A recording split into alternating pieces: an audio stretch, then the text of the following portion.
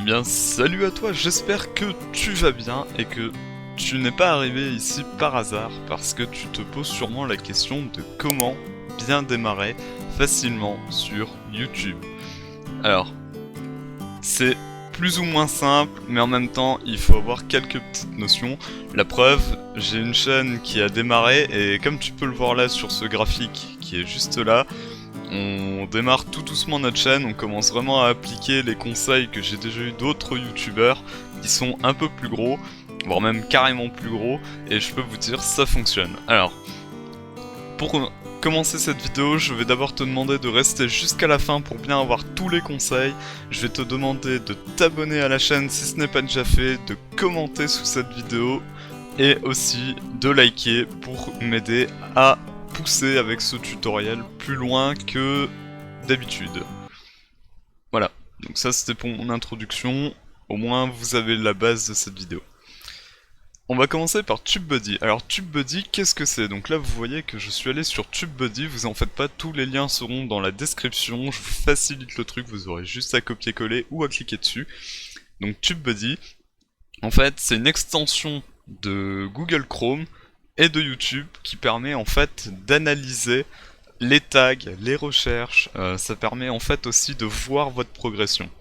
Donc voilà pour TubeBuddy, c'est très pratique, je vous conseille vraiment de le faire parce que par exemple quand vous allez mettre des tags sous les vidéos et sous votre vidéo, bah du coup ça va permettre d'avoir plus d'idées et vous verrez les meilleures recherches et tout, donc c'est très pratique. Voilà, donc en ce qui concerne TubeBuddy, j'ai fini. Là, vous vous demandez sûrement la question de « Oui, mais alors comment je fais ?» Alors là, on va parler un peu de design. Donc le design de la chaîne, tout ça, comment on fait? Là, je vais sur Canva. Donc Canva, c'est un site qui est gratuit. Mais pour ça, il faudra vous inscrire. Donc du coup, il faudra vous créer un compte, vous vous inscrirez. Et là, vous voyez, vous pouvez commencer à créer votre bannière, tout ça. C'est comme ça que j'ai fait ma bannière, c'est comme ça que j'ai fait mon logo. C'est comme ça aussi que j'ai fait mes miniatures. Pour vous donner un exemple, par exemple, de ce qu'on peut faire, je vais vous emmener du coup sur la retouche photo, par exemple.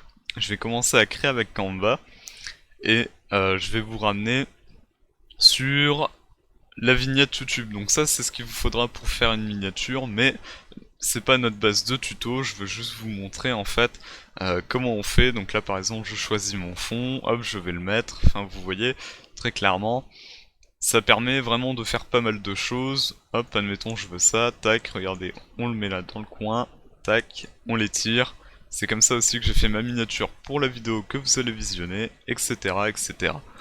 Mais c'est pas le tuto, donc retenez juste que Canva vous permettra de faire en fait votre design de chaîne très facilement et gratuitement. C'est tout ce que vous devez retenir là-dessus.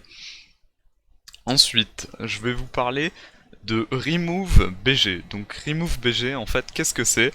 C'est en fait quelque chose qui permet, comme c'est marqué sur l'écran, télécharger une image pour supprimer l'arrière-plan. Donc c'est très pratique quand vous voulez faire du montage, que vous voulez du coup en fait supprimer juste le fond. Donc regardez, je vais vous montrer ça en direct. Regardez, on va faire tutoriel. Hop. Donc là c'est exemple pour le tutoriel. Oui, j'ai déjà tout préparé en avance pour vous faire gagner du temps. Donc là vous voyez, hop, donc petite indication, voilà, donc là ça a enlevé le fond, et ça ne m'a gardé que le perso, donc après je fais télécharger une image, et j'aurai ça. Donc c'est très pratique pour faire par exemple vos miniatures, admettons vous jouez à Detroit Become Human, vous voulez un robot, mais malheureusement il n'est pas détouré. Bah vous allez là-dessus, vous faites ça, vous le retéléchargez, et vous l'aurez, et ça sera bon. Vous pourrez l'utiliser pour des miniatures, vous pourrez l'utiliser pour du montage, voilà.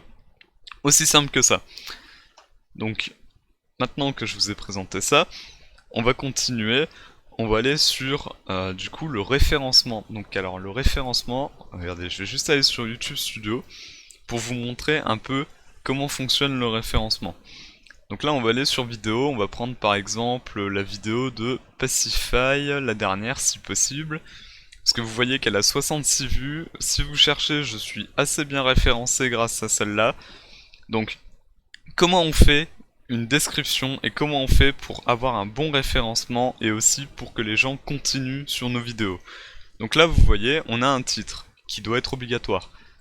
Je vous conseille, si vous faites du gaming ou alors que vous faites même d'autres contenus, de choisir un titre qui n'est pas menteur. Vous devez mettre en général des choses qui sont vraies. Ça permettra aux gens de plus facilement retrouver votre vidéo ou alors, au mieux, de voir justement la vidéo que vous cherchez. Donc là, quand on regarde, Pacify, titre du jeu, retour à Farm. Pourquoi Farm? Parce que c'était la nouvelle mise à jour. Donc là, on voit New Update, nouvelle mise à jour. C'est un jeu d'horreur en multi. Enfin voilà, j'ai construit mon titre sur le jeu, la base, ce qu'on y trouverait, deux fins, parce que normalement il y a deux fins possibles dans ce jeu, mais ça je vous invite à aller voir cette vidéo si vous ne l'avez pas vue, pour savoir si effectivement on a réussi à avoir deux fins ou pas.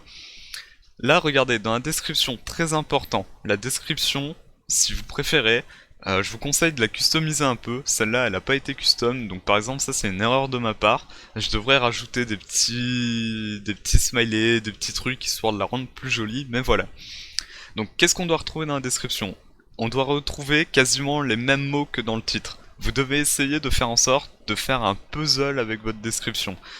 Par exemple, là on retrouvera Pacify, il faudra avoir le mot peur, par exemple, le mot horreur, tout ça, tout ce qu'il y a là, vous voyez, enfin vous allez voir du coup que ça va vous permettre de faire en sorte que votre vidéo soit retrouvée. La miniature, donc ça très important, comme on disait, la personnaliser, vous voyez. Ça permet de faire en sorte que les gens cliquent dessus. Là, alors ça c'est depuis la loi COPPA. Vous avez du coup le nom, elle n'est pas conçue pour les enfants. Je vous conseille de le mettre, même si votre vidéo ne fait pas peur, même si votre vidéo est pas forcément choquante ni rien. Ne mettez non, elle n'est pas conçue pour les enfants parce que vous pourrez faire des écrans de fin grâce à ça. Et justement c'est ce que je vous expliquais. Alors là maintenant on va passer sur les tags. Donc les tags, comme vous pouvez le voir, nous avons Pacify, jeu, horreur, multi, farm, mise à jour, update, fin, easter egg, French, manscarn. Donc n'hésitez pas à mettre votre pseudo, n'hésitez pas à mettre le nom du jeu, ou alors ce que vous avez fait, je sais pas, tutoriel, cuisine, ce genre de mots, en fonction de votre contenu. N'hésitez surtout pas. C'est très important. Les tags en soi ne sont pas la truc la plus importante, mais il faut les mettre. C'est un conseil. Après, à vous de voir ce que vous voulez appliquer ou pas, vous verrez si ça marche, etc. Donc là, dans le plus d'options, on va aller voir. Alors je vous conseille aussi, si jamais vous avez ça, de mettre la catégorie, le titre du jeu, la langue, et voilà, ça vous permettra en fait de dire à vos spectateurs qu'est-ce que vous faites, genre comme chose. Les écrans de fin, très intéressants. Alors les écrans de fin, regardez, ça permet par exemple de conseiller en fait des vidéos. Donc là vous voyez qu'il y a le bouton s'abonner.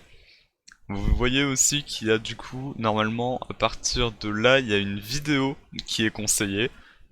Donc je vous conseille de les faire parce que ça permet à la fin de la vidéo, si quelqu'un reste jusqu'à la fin sur votre vidéo, bah de cliquer et de continuer sur votre chaîne. Et parfois ça peut vous rapporter un abonnement. Voilà, donc c'était un peu ce que j'avais à vous préciser pour ça. Maintenant, je vais vous parler du coup de la donnée analytics de la chaîne. Alors ça, regardez, c'est très intéressant. Ça, franchement, je vous conseille d'y aller. Donc comment on y accède? On va sur YouTube Studio. Donc si vous vous souvenez bien, c'était du coup quand on allait sur la chaîne, ou même sur YouTube en général, vous allez voir qu'on clique ici, et on va sur YouTube Studio. Donc YouTube Studio, ça va vous permettre du coup d'aller sur les données analytics qui sont ici sur le côté gauche. Donc regardez, je vous montre là. Et vous allez voir en fait toutes les données importantes de la chaîne. C'est vraiment le truc que vous devez consulter pour savoir si vos vidéos fonctionnent, si le contenu a plu, tout ça. Donc je vais vous expliquer l'aperçu. Donc l'aperçu, vous voyez que c'est au cours des 28 derniers jours. Moi je vous conseille de garder les 28 derniers jours, ça vous permet de voir quasiment sur un mois votre progression. Donc là, on voit que sur les 28 derniers jours, French et moi, on a eu 355 vues. La durée de visionnage en heures, c'est du coup la durée que toutes nos vidéos sur les 30 derniers jours, ça a pu faire. Le nombre d'abonnés, donc là vous voyez que sur les 30 derniers jours on a monté de 17 abonnés. C'est pour ça que je me permets de faire cette vidéo, parce que c'est pour vous montrer qu'avec un peu de rigueur, un peu de volonté, vous pourrez réussir à monter facilement. French et moi, en un mois, on avait fait les 20 abonnés. On a stagné parce qu'à un moment, on n'avait pas compris en fait comment fonctionnait YouTube. Depuis que j'ai compris et depuis qu'on a amélioré ça, la preuve, ça augmente. Il n'y a pas de secret. Pour faire une augmentation en abonnés, vous devez faire des vidéos plus fréquemment, regardez. C'est une preuve, hein. Là, regardez, on a posté une vidéo quasiment par semaine. On avait un abonné, 0, 0, 0, 0. Là, on a perdu un abonné carrément, parce qu'il y a eu une grande truc où il s'est rien passé. Et là, regardez, 2, 1, 1, 2, 2, et là, regardez, 3 abonnés, paf, comme ça, d'un coup. Si c'est pas beau. La couverture. Alors la couverture, en fait, ça va vous montrer les impressions. Les impressions, c'est normal que vous en ayez beaucoup. Regardez bien, c'est le nombre de fois que les miniatures de votre vidéo ont été présentées aux spectateurs, ça inclut les impressions YouTube uniquement, donc ça vous montre pas par exemple quand vous cherchez sur Google et que vous tombez pas sur YouTube directement. Ça veut dire que là il y a 7600 fois où ma vidéo a été conseillée à des gens. C'est pour vous dire qu'en gros les gens ont vu 7600 fois, entre guillemets, une miniature d'une de mes vidéos. Voilà, le taux de clic par impression. Donc ça, c'est le nombre de fois que les gens cliquent sur votre vidéo. Donc là, vous voyez que ça a augmenté de 7%. Ça a augmenté de 7%. Pourquoi? Parce qu'on a commencé à travailler des miniatures. Si vous êtes là, c'est parce que vous avez vu la miniature, qu'elle vous a donné envie, et que techniquement, vous avez cherché aussi comment bien démarrer facilement sur YouTube. Le nombre de vues, ça cumule toutes les vidéos que vous avez fait là sur normalement les 28 derniers jours. Donc là, vous voyez que du coup, il y a 355 vues, une augmentation de 473%. Ça vous montre que normalement, on est sur le bon chemin. Les spectateurs uniques. Ça, c'est le nombre de personnes qui ont regardé votre contenu pendant la période sélectionnée. Et du coup, normalement, ça vous montre en fait que ce ne sont pas des bots. Voilà, c'est ce que je peux vous dire.